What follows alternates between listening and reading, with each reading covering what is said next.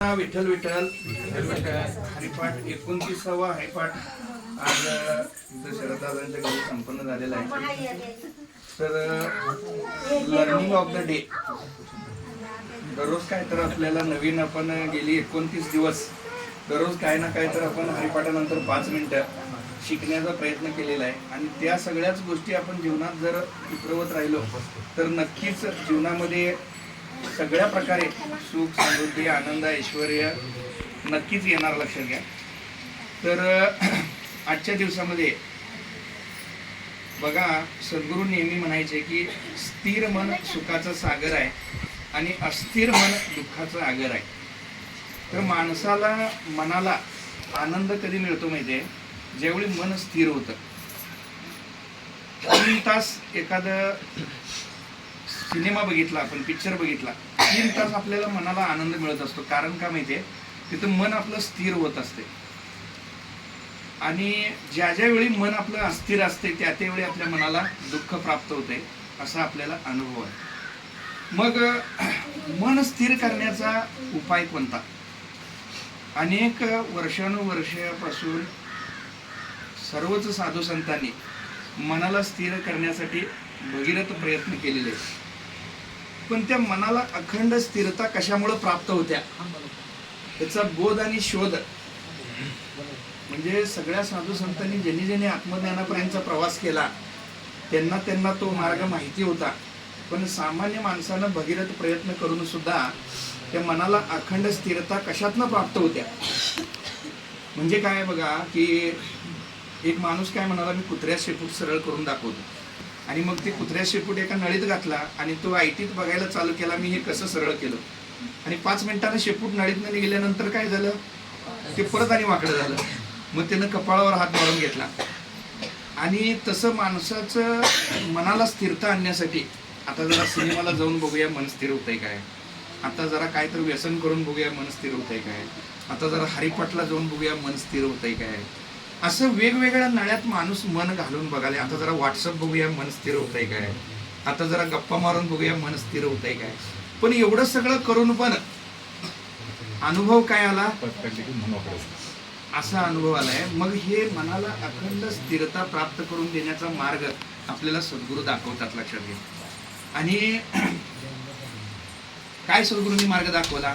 उगार आहे निवांत, म्हणजे काय, बैसोनी निवांत शब्द करी चित्त, तया सुखा अंत नाही पार. येऊनी अंतरी राहील गोपाळ, सायासाचे फळ बैसलिया. म्हणजे ह्या सुखाला अंतपार नाही. तुम्ही 24 तास ती स्थिरता अनुभवता. मग हे कशानं, मन निवांत कशानं होईल? मग मन निवांत झालं की तिथं सुख आहे. पण हे मन निवांत कशानं होईल? मन निवांत झालं की भगवंत तिथंच आहे. हे सगळं खरं आहे, पण मनाला निवांत कसं करायचं? तर सद्गुरूंनी तो मार्ग सांगितलेला आहे. संकल्प सिद्धीचे गुपित विश्व प्रार्थना आहे या ग्रंथामध्ये. तुम्ही सगळ्यांनी तो ग्रंथ मनापासून अभ्यासला, ते ज्ञान आत्मसात केला की तुम्हाला मनाला अखंड स्थिरता कशी मिळेल याचा मार्ग तुम्हाला तिथं सापडेल. सद्गुरू पहिली गोष्ट काय सांगतात, तुम्ही मनाला एकाग्र करण्याचा प्रयत्न करूच नका. म्हणजे सगळे बरेच लोक सांगतात मन एकाग्र करा, मन एकाग्र करा.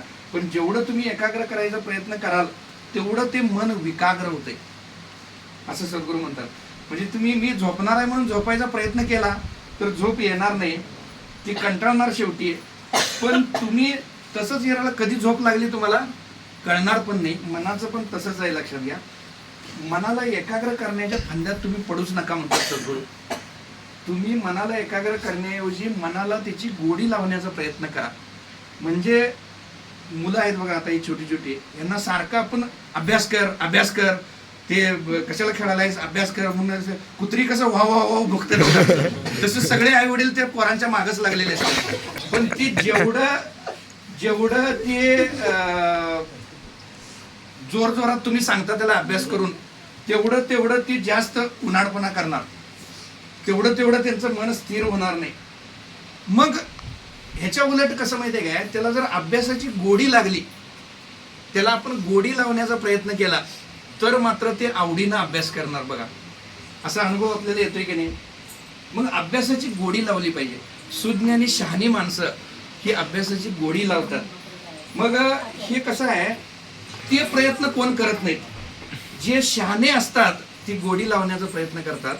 तसं सद्गुरू काय म्हणतात, संत तुकाराम महाराजांचं पण एक अभंग आहे की मनासी लावावी स्वरूपाची गोडी, इतर आवडी सोडवावी, पळ पळ नाम विठोबाचे घ्यावे, कोठेही नसावे आसक्ती हे, काम क्रोध लोभ वैरीही सकळ, गुरुकृपा बळे आवरावी, तुका म्हणे मन उपराटे होय, तरी हे अपाय मावळती.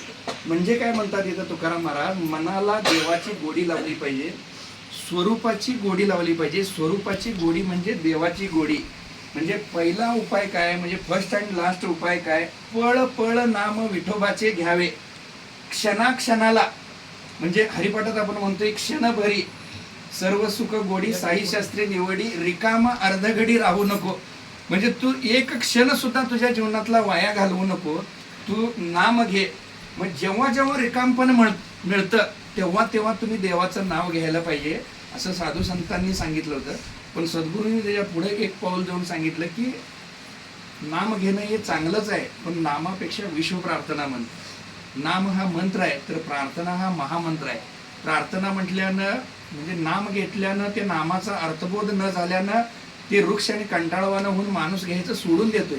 पण प्रार्थनेमध्ये आपण काय म्हणालोय याचा आपल्याला अर्थबोध होतोय. त्यामुळं काय होतंय, त्याची तुला गोडी लागेल. मग तू एक क्षण सुद्धा वाया घालवू नकोस, तू विश्व प्रार्थना म्हण. तू म्हणता म्हणता म्हणता म्हणता मन तुझं आपोआप स्थिर व्हायला लागेल, लक्षात घ्या. मग ती तुझी गोडी वाटायला लागेल, लक्षात घ्या. जसं जसं तुम्ही प्रार्थना म्हणायला चालू करता तसं तसं तुम्हाला त्याची गोडी वाटायला लागेल. मग प्रार्थना म्हणताना गोडी वाटायला लागली की समजायचं आपण देवाच्या जवळ चाललोय. आणि जोपर्यंत प्रार्थना म्हणताना गोडी वाटत नाही तोपर्यंत समजायचं देवापासून अजून आपण खूप लांब आहोत. म्हणून तुम्हाला त्यातनं आनंद मिळाला पाहिजे.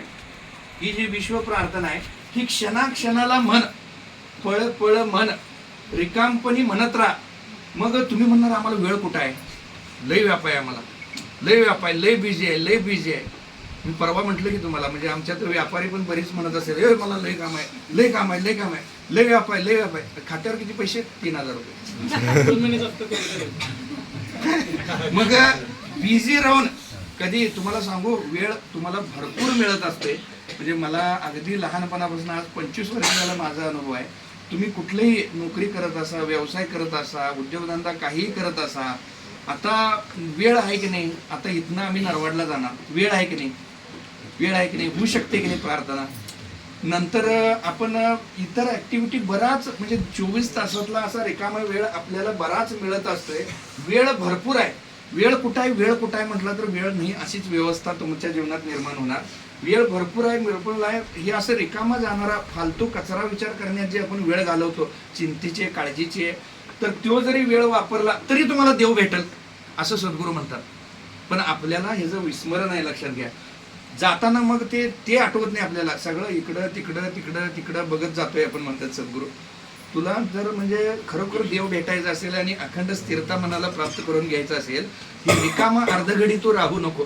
हरिपाठातला हा अर्थ सांगितलेला आहे. मग काही लोक देवाचं नाव घ्यायला सुरुवात करतात किंवा प्रार्थना म्हणायला सुरुवात करतात, ठरवून सुरुवात करतात, पण थोड्याच वेळात ते हातावर तुरी देऊन ते नाम पळत झाले. परत 2 तासाने भानावर येते, अरे मी प्रार्थना म्हणायचं ठरवलं होतं, खरं ते त्यातनं मला विस्मरण झालेलं आहे, लक्षात घ्या. मग ही एक म्हणजे माणसाचं मन हे चंचल आहे. म्हणून सद्गुरू काय म्हणतात, विचार भरपूर येतात. तुम्ही काय म्हणणार, विचार भरपूर येतात. सद्गुरू म्हणतात येऊ द्या, तू फक्त विश्व प्रार्थना तोंडात राहील याची काळजी घे, बाकीची सगळी काळजी जी विश्व प्रार्थना घेईल, असं सद्गुरू आपल्याला सांगतात. मग लक्षात घ्या, तोंडात प्रार्थना आहे की नाही हे अधूनमधून तुम्ही तपासून बघा. ह्यासाठी सद्गुरूंनी काउंटर वापरायला सांगितलेलं आहे. म्हणजे ह्याचं सतत आपल्याला स्मरण होतच नाही. म्हणून सद्गुरू काय म्हणायचे, उपास तपास करू नका, उभं आडवं गंध लावू नका, ह्याच्यात तुम्ही अडकूच नका म्हणतात. जीवनविद्या उपास तपास करायला शिकवतच नाही. ज्या दिवशी उपास केला नाही त्या दिवशी नेमकी भजी खायची इच्छा होत्या म्हणतात, सद्गुरू एका प्रवचनात सांगितलं. आणि शेजारी जर लबाड असेल, तुमचा उपास आहे म्हटलं की ते भजी तळणारच. एकादशीचा उपास आहे. मग सद्गुरू काय म्हणतात,